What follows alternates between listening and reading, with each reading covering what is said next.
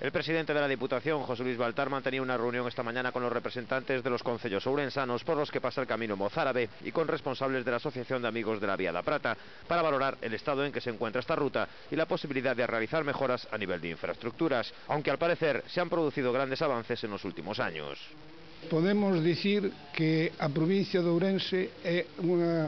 uns dos lugares, dos camiños donde mellor infraestructura temos de todo, tanto en albergues como en instalacións como en indicación. Actuaciones de desbroce en los tramos, el pintado de señales o el equipamiento de los albergues con la adquisición de colchonetas son algunas de las mejoras que se realizarán. En momentos puntuales de máxima afluencia de peregrinos se habilitarán colegios o pabellones.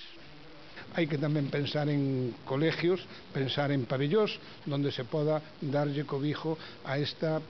cantidad de xente que esperamos, e de feito temos eses conocementos de que van vir, para que precisamente este ano recordalo como é debido e pensar que hasta dentro de 11 anos non pode haber outro Xacobeo.